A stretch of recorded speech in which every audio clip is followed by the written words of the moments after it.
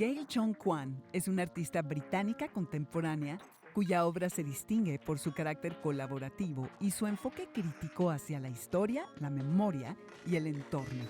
Su práctica artística se sitúa en el cruce entre la investigación histórica y las bellas artes, lo que le permite abordar temas complejos como las historias invisibilizadas, las formas de conocimiento y la degradación ecológica.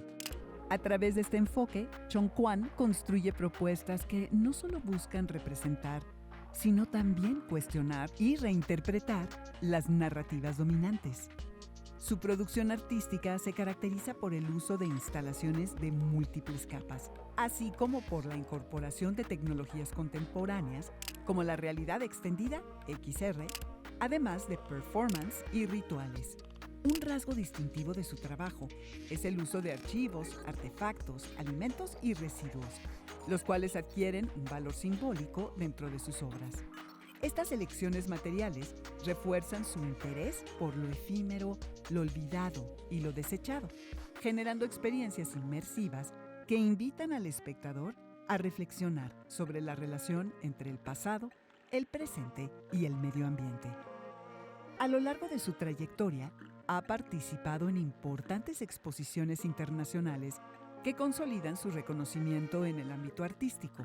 Entre ellas destacan proyectos como Avebury en colaboración con la UNESCO 2025, The Tao Tie en Compton de May 2024, A Pocket Full of Sand y Wastescape en Nueva Zelanda 2019, así como The Obsidian Isle, presentada en la Bienal de Venecia 2011.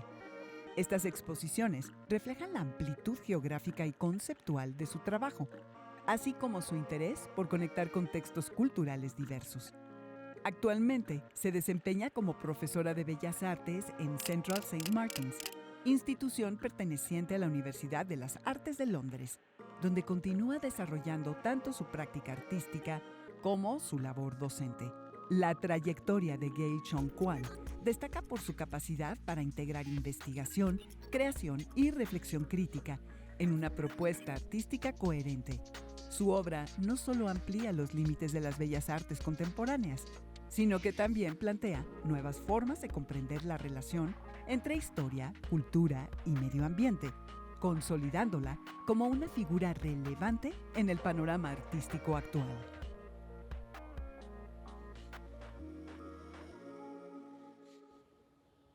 Hola, bienvenidos a una emisión más de Pensadores Contemporáneos.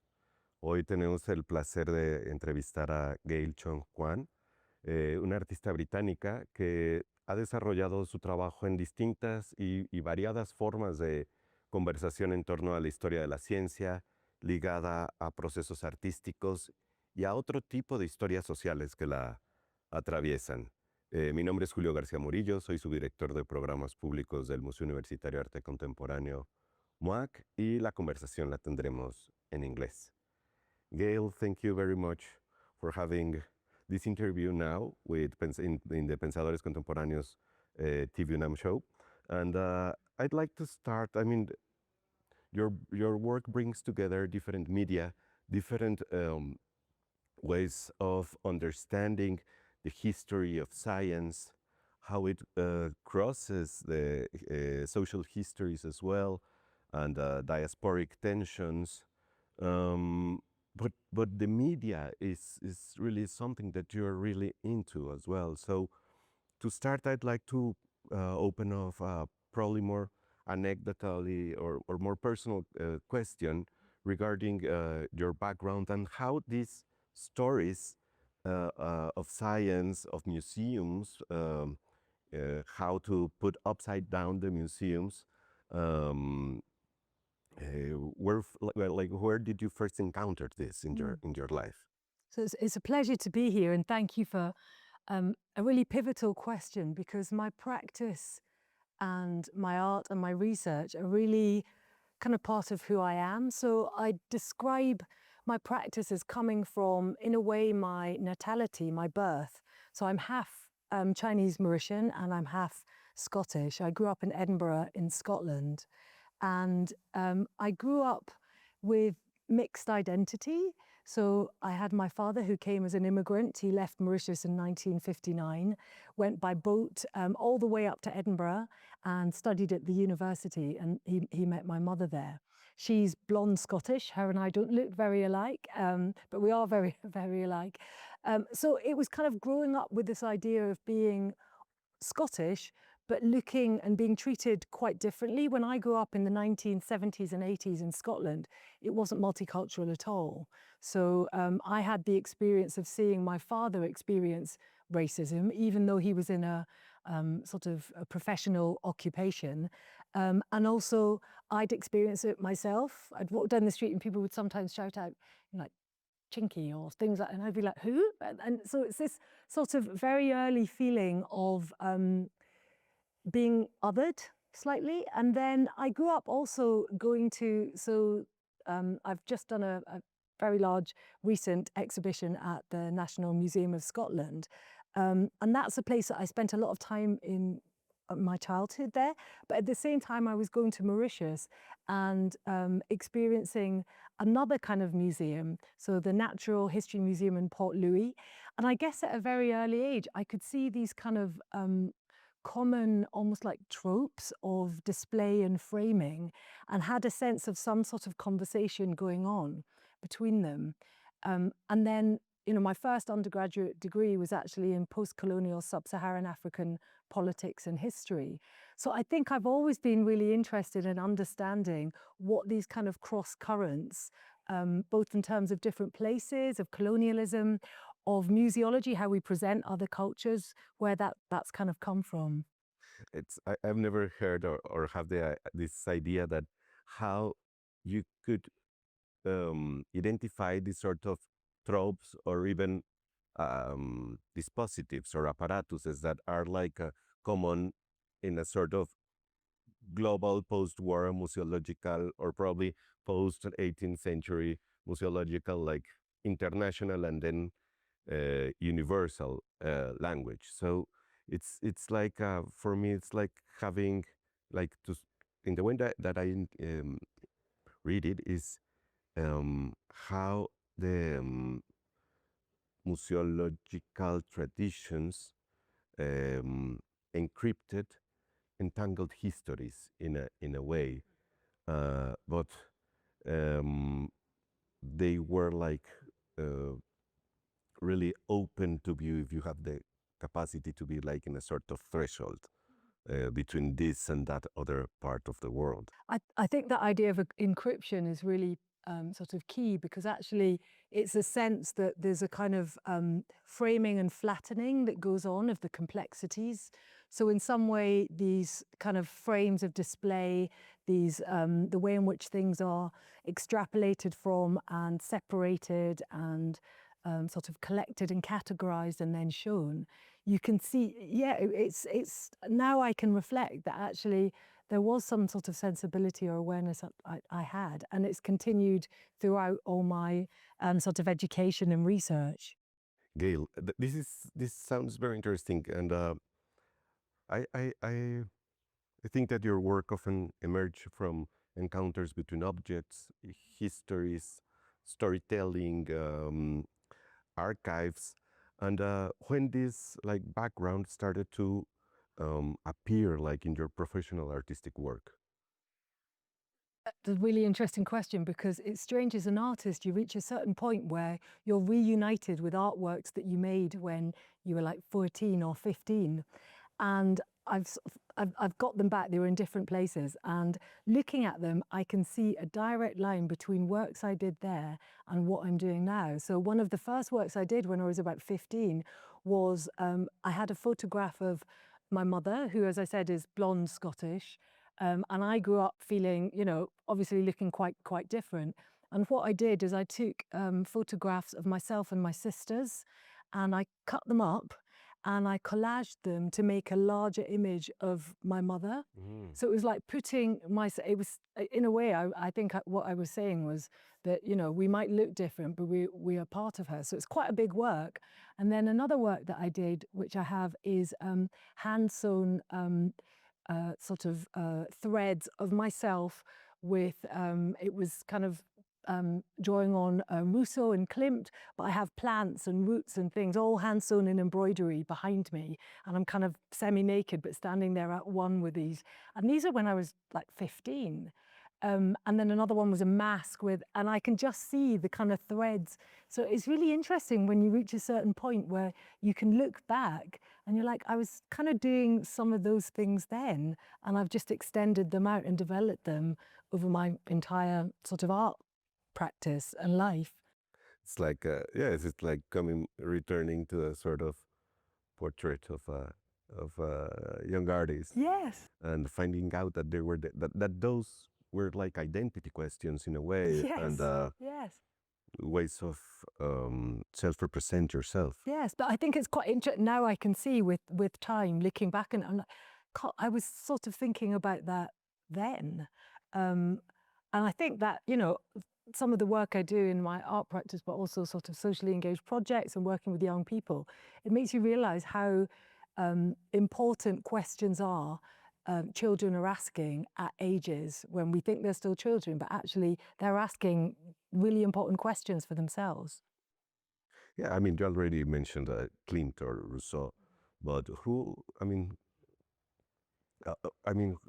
what other like artists Yes, or I can tell writers you. and Yes. exhibitions were important for you? So I was really, I had an awareness that I was really affected by artworks from a young age. So the first work that I remember experiencing was Henry Moore bronze sculptures, but they were in Edinburgh Botanical Gardens, and they were out in the open. So I remember I used to be able to go up as a child and climb up, and I could hold them. So my memory of the Henry Moore sculptures is a sensory embodied, and also the warmth you could feel when they kind of. And then another work that was really pivotal was Matisse's The Dance. So I remember we went on a school trip to Russia, went to St. Petersburg, and it was like a school trip where we have to go through, the huge museum. And I was so excited to see this. I knew about the work. I was like determined to go and see this work. And I remember seeing it and feeling like I sort of had become one with the painting. And I looked around and I could see the other people, and I was like, they are so bored. They are so annoyed at being here. And I was almost having some kind of like epiphany of experiencing. So I must have been very attuned to art. It communicated to me from a very young age. Yeah, and that is something that probably appears too in your work, not just these specific experiences with like master works, but of understanding yourself as audience or as public inside like the museum as a public institution. And this is something that appears too in your work. And I think that you're talking back or creating a space in which the audience is able to talk back, to contest even your work. And but probably it's a production that it's something that you generate too as a gesture in your practice. Yes, and I think it took me doing, a PhD in fine art is a really good opportunity to spend time with your work and try and really think through it. And one of the things I really identified was this notion of, I'm interested in a notion of right without myth. So the way in which ritual practice or imminent activities sets up a kind of space through, might be ritual or bodily interactions, to enable the viewer or the audience to bring their selves, their kind of psychic, mythical, emotional, familial selves into the work. And then when I make work, I always make them, I wouldn't describe it as a series. I think it is almost like as a family, because I grew up with my father's Mauritian family. He was from a family of 11. So we'd always have these sort of photographs of like many, many people in the kind of. So, in art, we talk about making a series, but I think, and this does reflect a sort of familial turn that's going on, but actually thinking them about more as a kind of family. And when you make these different elements, it also is a way of inviting the viewer or the audience to travel through and make their own journeys through it. Yes. And inscribing the notion of travel inside a museological space in a way, how the itineraries are very important on what you're supposed to experience inside the gallery and the museum spaces. And I've been really interested in the notion of kind of front stage and then backstage. And I think, again, when I was young, I was very aware going to Mauritius, which is an island that is predominantly, the economy is based around tourism, of this kind of almost a sort of stage set presentation of particular tropes or ways of experiencing the island, and then the backstage, and this being this kind of constructed reality. Mhm. And do you think that we are talking about experiences related to uh, places and architecture, probably thinking the museum on these travels that you had as a young person and related to a family from outside the UK, but how do you how how do you imagine the closeness to another activities such as storytelling, because that is something that happens in your work in a way. Yes, I noticed that what I do, because my first degree was in history, and actually I felt very, I felt like there was a paucity in historical research in terms of bringing together different sort of written accounts and then presenting them as a kind of completed sort of idea of a very clear historical narrative. And actually, I think what I was interested in was these kind of multiple histories, almost thinking about Edward Said and sort of contrapunto, the way in which there are multiple and background and sort of sideways and between histories that are going on. And to me, those are the most interesting ones. Yeah. I mean, uh, inscribing Said into the conversation obviously displays us to another. I mean, to probably this notion that you already mentioned of working with the fore and the background, and um, you are an artist that, as you just said, you research and your experiences to related to university and actual PhD studies. So I think it's amazing that there's public access to your PhD work, dissertation, and uh, and you developed there a notion that I think that it's really potential. I mean, that has a lot of potentiality on how it could be used, not just in your work, but reading works from another artist thinking in diasporic dimensions. But you talk about imaginal travel. How could you just describe this notion? Yeah, so imaginal travel is it's a combination of two words that I've brought together in a way as a new way of a sort of possibility of methodology in fine art practice, but I think it also has ways that it can be sort of extrapolated out and connect with many other things. So really I started with the sort of initial research and thinking about the way in which travel has been enacted and thinking about the tropes of travel. And in my research, I went back to the sort of very early ideas of travel from the medieval marvels. So those were ideas of the sort of human beings that live beyond the known world, but that actually were a sort of inscribed to have almost animal qualities. So, for example, the Blemier were the idea of people that actually didn't have heads, they had their heads in their chest.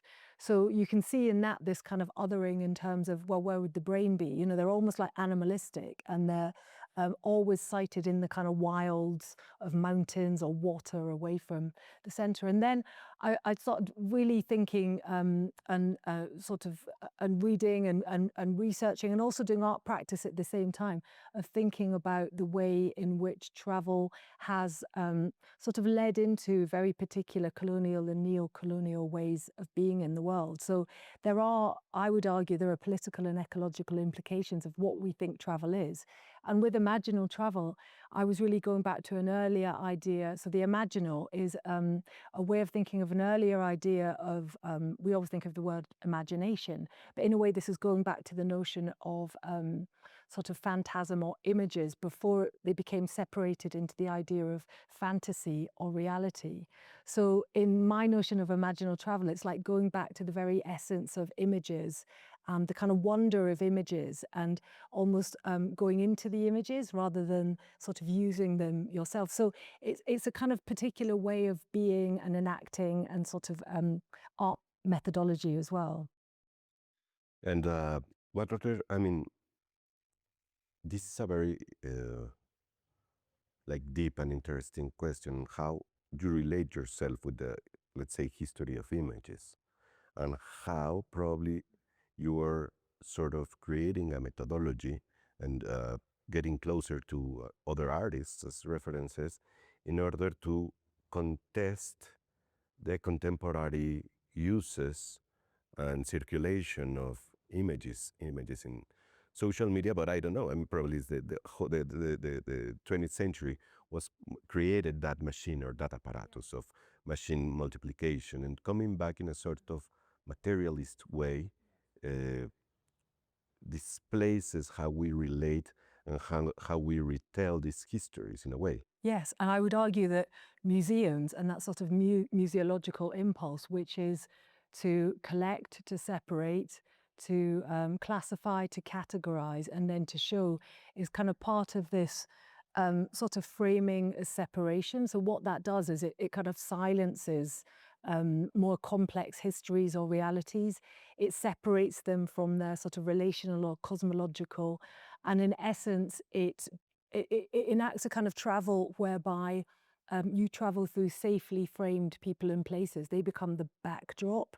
So a lot of the images that I was sort of researching from the medieval to the colonial were things like the great exhibitions that we had in Britain. So that was quite literally bringing people from other places, and they became kind of like living museum objects. And then the impulse of these museums, and I've done quite a lot of projects working with founding collections of, for example, the British Museum. So I did a project around Hans Sloane's initial collection, which then became the British Museum.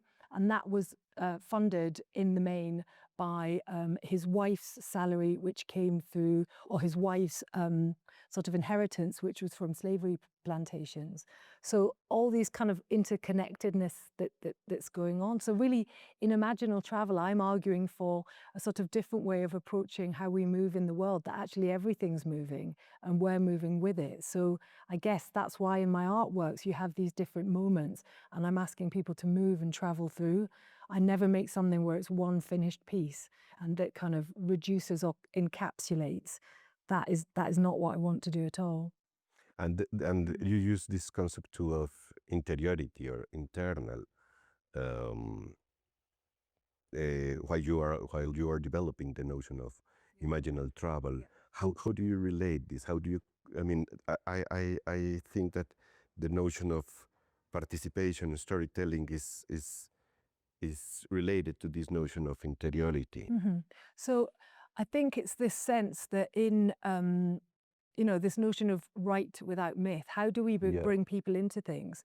So there's been work I've done with scientists around the notion of boundary extension. So what that is that when you are shown an image of, say you have a sort of drawing of a cup and a bit of paper, and you show it to somebody and they have to copy it. When they copy it, they always bring in additional information, and that would either be that they make the surrounding area a bit larger or they add some details. So we always bring ourselves to that. If you have damage to the hippocampus, when you ask people to do that, they draw it exactly as is. And what that, the hippocampus is really tied up with ideas of memory, but also imagination, how you think about the future. So to enter into something, you have to bring yourself. You have to bring your sort of interiority. And I guess that's what I'm trying to do. And the only way to collaborate with people is a sort of interplay between interiority and collaboration. You can't do one without the other somehow. No, that's totally. And probably the people that work in museums, we usually forget that in while we are designing processes for the audiences, how it is really clear and important to address what you are. I mean to address that the image is not something already done, but something that needs to be retold exactly, or all that it's, redone. yes, all that is not even fixed. So I was artist in residence at the V&A Museum, and I did a project that I termed the circulating department. So it related back to a historical department of the V&A where images and objects had been lent out to the collection. But I was interested in the idea of objects as being constantly in movement or in flux. So I worked with for example, the pest control in the museum. So, this idea that objects are kind of fixed things, and actually in some way they're sort of material that insects are trying to eat, that things are, so everything's kind of in movement. I worked with people that did sort of cleaning around or conservation. So the idea of even an object as being something that is done is a fallacy. It's material that's in movement. Yes, and this sort of for me, it's very interesting to find this um, participation or participatory notion in the creation of artistic, like complex artistic processes. You already mentioned now the exhibitions of the 19th century, and that is something that you've been really working. And what is your, I mean, the way in which probably from the distance in which we are reading those sort of histories in Mexico, like European museological traditions, most of the times occlude the deep relationship that these exhibitions and these national collections now, in that moment had, in the early modernity, let's say, they had with the Americas and with Africa and with Asia. So, for example, you mentioned Sloane's collection, but Ashmolean collection is it was before, but it's probably similar in the way that it interacted with the nations of the north of the lakes in the U.S. And what I'm really like getting into by reading your work is how you are able to make visible the entanglement between the construction of something that we might call now like the history of the universal histories, and its relationship with the history of science as well. How in the even we can even name Hegel or another like thinkers in the 19th century. They established this periodicity and sequence in which they were not just histories about political big events, but about traditions of knowledge, and how coming back to these narratives from a contemporary artistic perspective, you're able to disentangle that and make visible that the histories of science was already there. So that's really interesting sort of and question that I've been thinking about very recently from the work that I did at the National Museum of Scotland. And I think, firstly, one of the approaches that I bring when I'm looking at sort of materials or research is I almost read non-fiction as fiction. Well, I do, actually. So when I read them, I'm looking for almost like punctums of sort of emotional resonance or conflict, or there's something in it that kind of, it's almost like an energy that doesn't sort of sit with what is being described.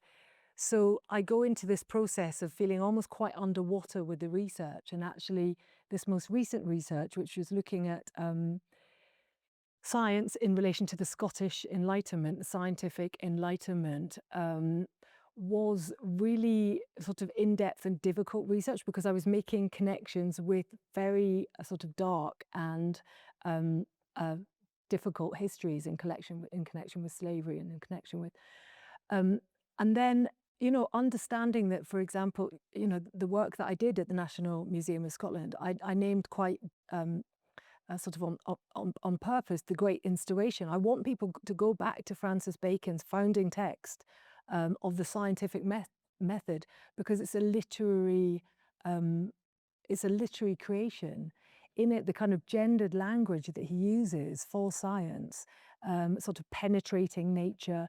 You know, he uses words, lifting up the skirts, getting to the holes and crevices. It's all this kind of quite almost violent gendered imagery that then became sort of part of the idea of the gentleman scientist.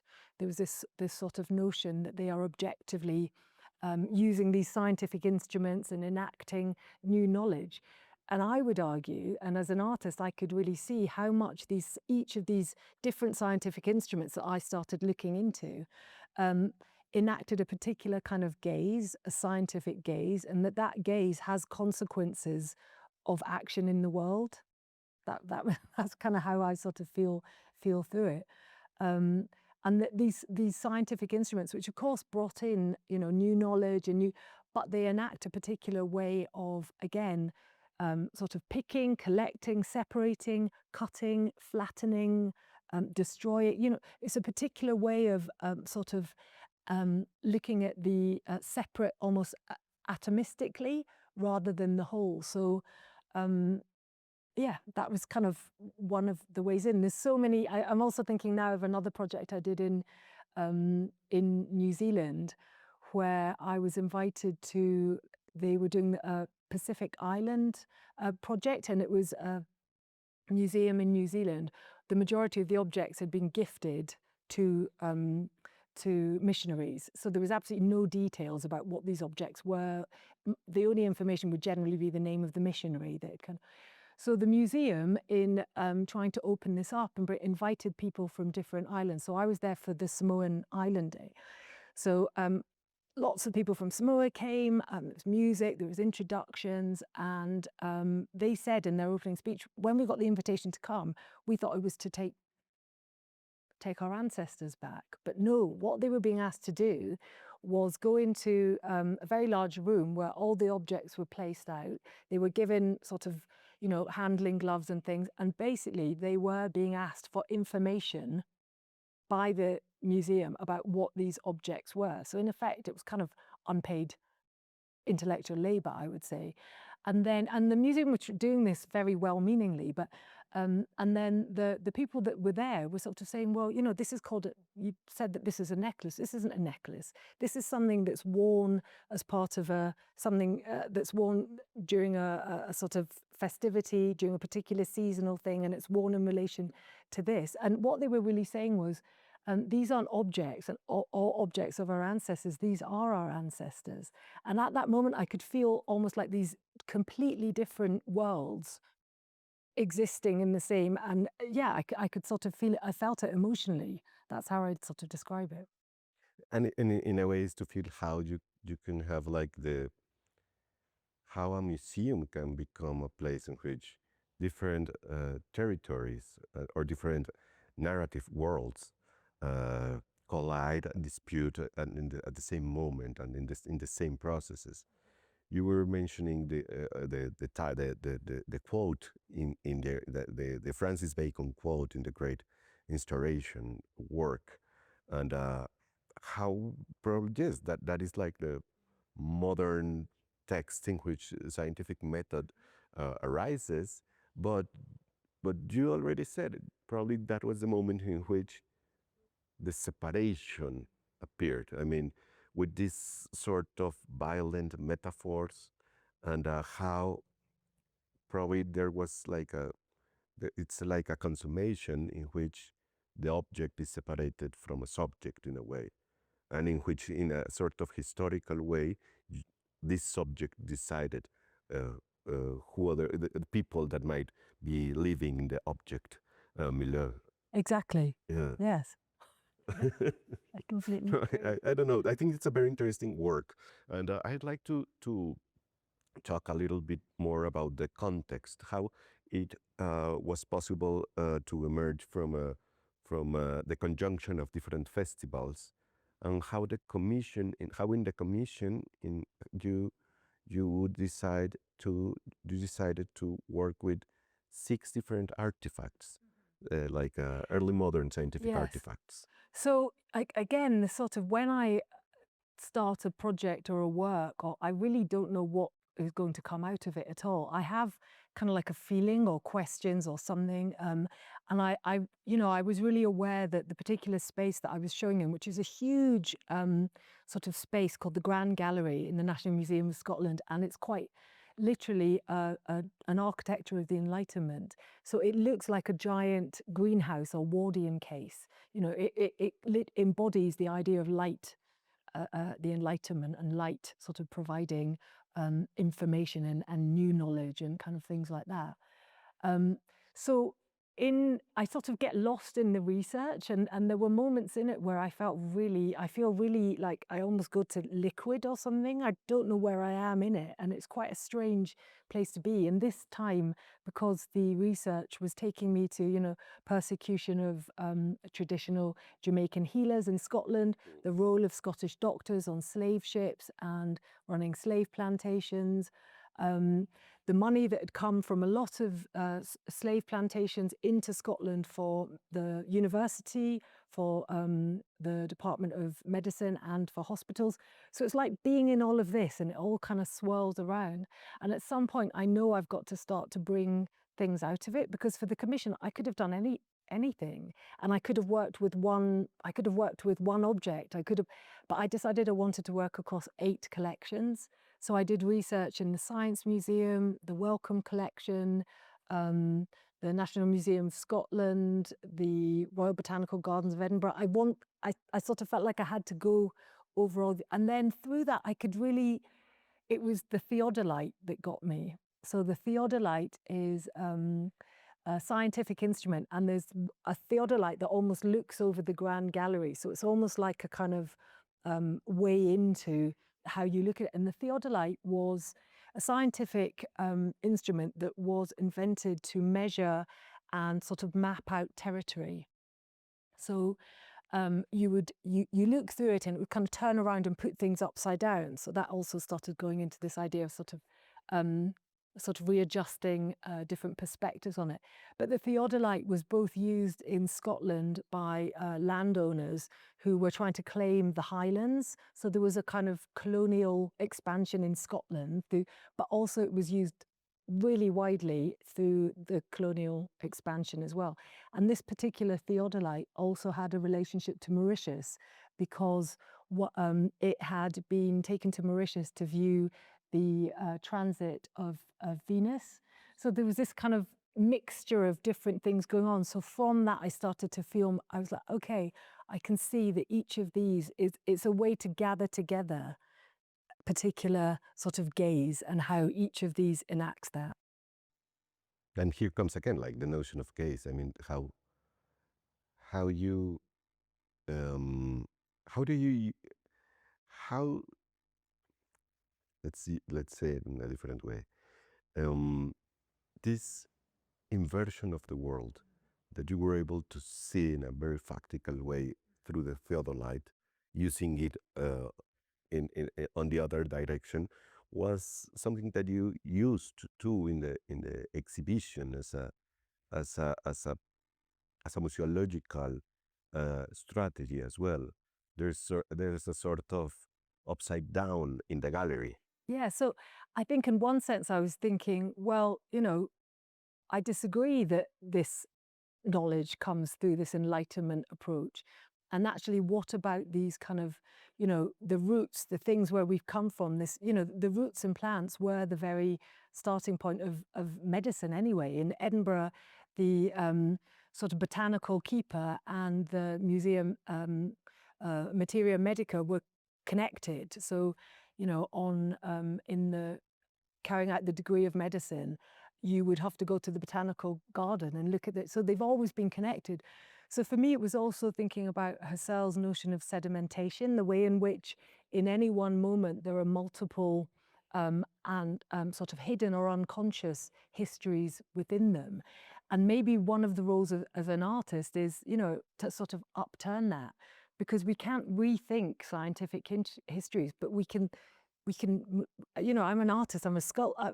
Part of what I do is making objects. So you can turn things around, you can sort of reveal other things. And in the work that was in the exhibition, I had very large scale sort of painted fabric panels. And they took inspiration from James Hutton's, who was also the father of geology. So again, another sort of scientific disciplinary framing. Looking at this sort of deeper history in a very particular way. But they took elements of that, but turned it upside down, and I included the more complex histories of archival objects, for example, of slave branding irons that are in the museum, and all these more complex. So it's sort of bringing things that are there, but maybe less conscious up to the surface, I would say. And that is something that probably you've been like working through recently as well, related to the Great Installation exhibition, and is how in recent years the colonial relationship of Scotland with Jamaica has been like Yeah. really a theme and a motive in academic and artistic projects. Yes. Well, what was really, I felt a kind of honor and a responsibility in doing the commission, because I grew up in Scotland where, I didn't even know that my local comprehensive school, that's like a kind of state school for general education, James Gillespie's High School, was actually founded from the profits of tobacco plantations. I didn't know that, and there was this kind of, and I only knew it through doing this project. And, I live in London, and in England, there's much more sort of ways of thinking about decolonizing sort of canon or curriculum or histories, and in Scotland it feels like there's this kind of wave that's starting, and I felt quite honored and humbled to be sort of part of that. There'd been a really important report released, I think it was about a year and a half ago, by Edinburgh University, where they did very in-depth research into the historical links of Edinburgh University with slavery and enslaved people. So it sort of feels like there's a moment of things coming to the surface. And the actual gallery of the National Museum of Scotland is on a street that's called Chamber Street, but prior to that it was called Jamaica Street, because in Scotland at that time they were proudly naming the streets after the colonies. And the proportion of Scottish doctors that went out to the colonies, that worked on the slave ships, was huge, because a lot of Scottish doctors and a lot of Scottish professionals couldn't get inroads into England, because again, there's other kind of barriers. So a lot of them went out to Jamaica, to other places. And then at the same time as these doctors going out, the colonial authorities in places like Jamaica and St. Kitts were also persecuting and made illegal the Obeah traditional healers. So you had Scottish doctors coming out and bringing their own European ways of doing medicine in climates and places they weren't ascribed to, and then persecuting, jailing. And I included some of those images of people in jail, the Obeah doctors, with their names, kind of heartbreaking. I included that in the work. So there was these kind of counterpoints going on, but all of it suppressing and bringing European knowledge into that. I find it very interesting how, even though that we might be living a sort of neo-fascist moment in which there are a lot of anti-rational movements and ways of denying the probably contradictory histories of universities, and how they keep now like revisiting and deconstructing and analyzing the unconscious moments of their own stories and histories, and how they talk and the tropes that they use through them. How it is still, I mean, there's like a third, I wouldn't like to talk about 1, 2, or 3 different ways, but there's a way in which the study of the gaze, of the scientific gaze, and the relationship with these violent colonial imperial moments are like transforming the ways in which the university is is constructing relationships now with another department, with the departments, as science with art. I mean, how it's not a pedagogical or illustrative way. Exactly. So that's one of the, it's been really interesting coming and participating in El Aleph and thinking about and questions around how do scientists and artists work together and and quite a lot of the time people imagine that or think that that art is a way of illustrating science, that science is very complex and art can illustrate and invite people in, and it's that idea of kind of making more accessible or doing. But I think what art can do is actually interrogate and sometimes work against some of the scientific approaches, and I think that's where the value can come in. It's not to say that art always has the answers. I've worked with scientists in lots of different ways, but I think if it becomes a dialogue where things can be questioned and pushed against, then that feels meaningful for me. And I was thinking as well about your question, going back to the kind of my earlier childhood art. I think the notion of the gaze has always been so pivotal to me, not just because of being in a place where I was kind of othered from an early and thinking, oh, I didn't know I looked. And you maybe think I don't, but growing up in Scotland in that particular time, but also I have absolutely terrible eyesight. So when I don't have contact lenses in or glasses on, I can only see about 10 centimeters in front of me. The rest is completely blurred. So this notion of kind of like visual aids has always been something that I've been aware of or had to rely on. And I remember going even for sort of early eye tests, when they shine light in your eyes and you can see like the kind of the veins and the things in. And I've always had this kind of thing of the gaze being something that I can't take for granted, but that kind of I have to rely on aids to help me to see. And then maybe that brings a kind of awareness to that. I don't know. No, I think that is something that you um, inscribe methodology in a methodology of your own work. Uh, let's say, how do you turn this gaze into a myopic gaze in a way? How do you transform?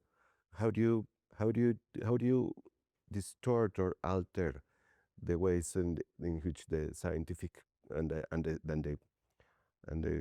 scientific gaze, but not just the scientific gaze, the political consequences of it work, and put a lens or taking off one of them generates something that makes like the I really like that makes visible something. I really like how you are describing the different unconscious, let's say, like histories uh, in the show work, like deconstructing the history of geology, but two, you were like finding the unconscious, the unconscious of those political and scientific stories. Yes, and I think that idea of, the way that sight is, if you think about sort of ideas of, well, in Chinese painting and Chinese, landscape becomes things that sort of appear in different ways, or you have sort of European perspectival sort of traditions, and then the notion of a lot of the work I've done has been around the idea of the vista. Partly because I will never see a vista because I can't see anything that's further away.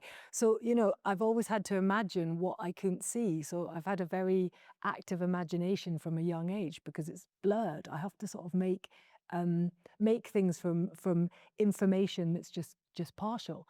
But the idea of the vista itself, if you take sort of ideas of the picturesque or landscape painting traditions, you can think about those paintings where you have the lady and lord of the manor, and then behind them in absolute clarity is everything that they own. And it's that sort of idea of there's a violence to the vista if that becomes about ownership, if that becomes about, and maybe my kind of myopic gaze means that everything has to be slightly tactile because I have to slightly feel, obviously I wear glasses and contact lenses to kind of function in the world, but I do have that experience of being in places where I can only see what I go close up to.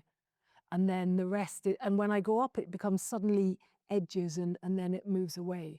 So this idea of movement and going between near and far maybe also keys into the kind of imaginal travel and this feeling that everything's in flux. I don't have a clear world and then I move through it. As I move, it goes clear and then it sort of moves and changes. And that is something that you make visual for us as well in your work. I mean, that this closeness and building the distance in a way. And I think that something that appears to in your work is like different ways in which you find I mean, you analyze collections. I mean, you analyze historical collections and in a way invert these collections from different perspectives. But from the notion of imaginal travel, I think that there's another like histories that you address, such as the history of tourism. I mean, how that gaze was invented too, and how it created a different ways of understanding territory. Yes, and I would connect that with things like the picturesque, so that sort of tradition of European painting or European art, whereby things are made a pictorial gaze. The gaze becomes the prominent thing. So a lot of my research, I looked at early texts of people sort of traveling. Quite a lot of the picturesque was also in Scotland, actually, and they would look for places that were framed in particular ways, or even suggest sort of judiciously, there's a text I've got in mind of sort of changing things so that it corresponds more to the idea of what they want to see. And that really gets to the heart of the idea of kind of safely framed places and people through which you can travel through. And I was aware at an early age, going to Mauritius, of this kind of idea of paradise that it's presented as. And yet, a lot of the traditional caucerina trees have been chopped down and palm trees put up. Things have been incrementally theatricalized for the tourist gaze. So I made a very early work called Cocaine, Cockaigne, so not the drug, based on 14th century ideas of a glutton's paradise, but made entirely out of food. And I made a connection with the way in which landscapes, such as Mauritius or tourist landscapes, are being almost consumed by this touristic gaze. So in Mauritius, a lot of the public space is actually, rather than being in the center, it's the beaches, and yet so many of them have become private or not private, but there are like security guards that sort of patrol them and things like that. So it's the way in which these gazes can have effect on the world, and the way in which we treat not just politically but also ecologically as well. Yeah, and the notion of picturesque is really interesting. How you address it and how you work with it, yes, probably was a Scottish and British tradition on how there's in the early 19th century an eruption of literary texts, but all the scientists that were talking about their troubles and stuff. So I also, in my research for the Commission for at the National Museum of Scotland, I found a really interesting, very early text in the Wellcome collection that was called The Scientific Tourist in England, Scotland and Wales. And it was like this confluence of the touristic gaze, but with scientific, so that you would bring your scientific eyes to look at, Arthur Seat, which is a large kind of sort of rock range that James Hutton also looked at and became the sort of starting point of geology. So it was very clearly aligning the picturesque and the scientific gaze. So I found that. So I find these kind of gems of, I really enjoy research. Yeah, no, that's amazing. And I mean, after the great installation, what are you working now? What are you like getting into? So the Great Installation is actually just one small part of a bigger project that I'm working on called the Ancestral Fridge. So I'm taking the starting point of my Mauritian father's had a very interesting relationship with the fridge. So it was always about food in our house. You know, Mauritian food is really, but he would leave things in there for like, he didn't believe in out of date things. So he didn't believe in sell by dates. So food would be there and he was an amazing cook, but things would kind of check. We'd be like, Dad, what he left this in the fridge? What, you know, they'd sort of change it. And I thought, actually, that's a really good way of thinking about the over-reliance on the visual in rethinking histories. And actually, maybe it's about kind of cross-contamination. Maybe it's about things taking different forms and things taking, and rather than thinking about, and maybe going to the past, it's not about revisiting or reviewing them. Maybe it's about taking them as ingredients and heating them up or reconstituting them, or, you know, sort of thinking more embodied, I guess, in some way. So part of that is I'm doing research at the Natural History Museum into Indigenous and diasporic labourers who were involved in early plant collecting expeditions in Tibet and Burma in the 1930s and 50s, because they're not credited for their labour. So I found diaries, and so that's a kind of, so I'll have a desk at the Natural History Museum. I'm researching that, and then that will go on to be a sort of 3-4 year project working with other places with a publication at the end. And then I have an exhibition in Venice at the moment that explores, it's called The Lotus Eaters, and it explores Penelope through a sort of a more feminist gaze. So it's a work that's sort of VR video work, and then sculptures that are almost like sort of battle pennants that are also part of a performance. And then I have a show opening in Southampton called Oneric Archaeologies, because I was a artist in residence on a Neolithic stone circle last year. So I've made a VR game that combines with experiential, so lots of different lots of things going on, but inverting gazes as well. Well, Gayle, thank you very much. I think that we would be like talking for hours now, but I really appreciate this moment and this conversation. Thank you very much. Thank you. Y bueno, muchas gracias por acompañarnos en esta emisión de Pensadores Contemporáneos con la artista británica Gayle Chong Kwan. Los esperamos a una siguiente emisión del programa. Muchas gracias.